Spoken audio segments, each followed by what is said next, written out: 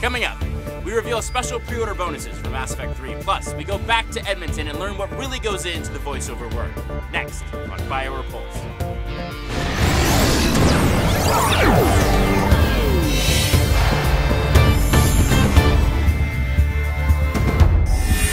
Happy New Year! You're locked into BioWare Pulse. I'm David Silverman.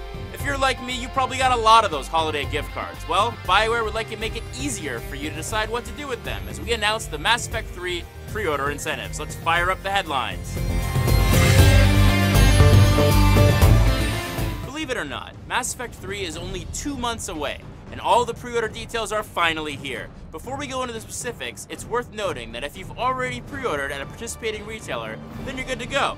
You will automatically be added to the incentive list. Same thing goes for those of you who pre-ordered the Collector's Edition. And speaking of which, we are getting reports that our quantities are running extremely low. In fact, they're running out at some places. So if you really want to get your hands on a Collector's Edition, I suggest you hurry before it's too late.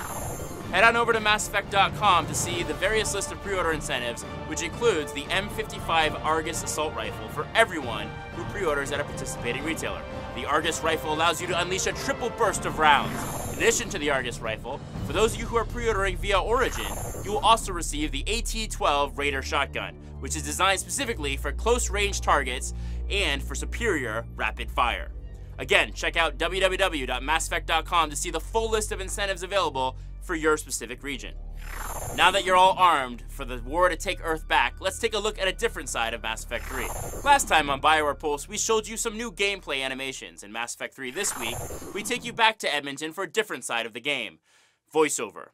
Voiceover director Carolyn Livingston and lead sound designer Rob Blake break down what's changing on the voiceover front for Mass Effect 3. It's time for Insider. Hi, my name's Rob Blake. I'm the audio lead here at BioWare, working on the Mass Effect franchise. And I'm Caroline Livingstone, and I'm the VO producer, voiceover producer, and director on the Mass Effect franchise. We have a massive amount of dialogue in our games. Naturally, we can't record all of that stuff at the same time, in the same studio, on the same day. So to handle a project of this size, we've developed some very specific types of technology to make this kind of stuff easier for us. The stars were finally within reach. Often I'm asked, why can't it be like this game where actors are together in the booth? It's like, we can never do that. It would be impossible to have every actor in the booth recording this 40,000 line game. So luckily this tool called Veda was created by two gentlemen in Guilford, EA, and we picked it up and ran with it and kind of adapted it to the BioWare game. It's just the closest we can get to having actors in the booth together. So if Jen is saying, you know, we gotta move, then that actor knows that they have to meet that intensity, they have to meet that volume to drive the scene forward. Thanks. I owe you one. More than one. So we developed this system called IVM. Intensity Volume Matrix. Intensity Volume Matrix. Yeah, the writers were on board with it. Oh, absolutely, yeah. They kind of created this drop-down tool where you can decide how you want your line read. So it's just added this layer of texture to the game that is super cool, because now it's not just, we've got to go, everyone's saying, we've got to go. It's like, we got to go.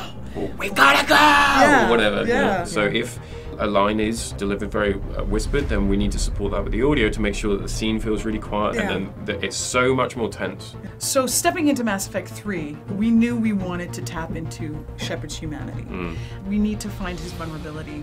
We need to know that he's not confident the whole time that he is going to win this battle. And he has emotions as well. Yeah. We're not just like macho Shepard. We're gonna take him down. It's almost like we have this little flare of, we're gonna take him down. I hope, you know?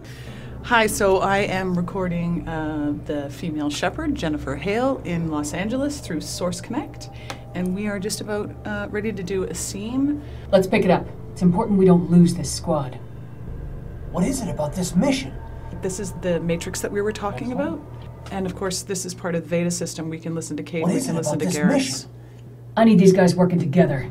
Better not to complicate things. Great. thanks to all of this work we've been doing, you know, with the intensity volume matrix, with Veda, with, you know, just having the support from audio in these intense moments, we've got this emotionally engaging experience beyond what we had in Mass Effect 1 and 2. It's so much more immersive. Like, I'm just in it, my heart is breaking. Yeah. I mean, the amount of times that I've even just cried in the booth, it's kind of embarrassing, actually. But, you know, I've recorded a death scene 3 times now with the male shepherd, female shepherd, and the person who dies. And I've cried each time, but even more importantly is that we finish the scene and there's silence for 10 seconds because we're both on either side just whinging away. I can't comment because we're both crying, and it's a beautiful thing. It's really beautiful. Thanks, guys. As always, stay tuned to Bioware TV for more exclusive insider features and breaking news. For Bioware Pulse, I'm David Silverman, reminding you to keep your fingers on the pulse.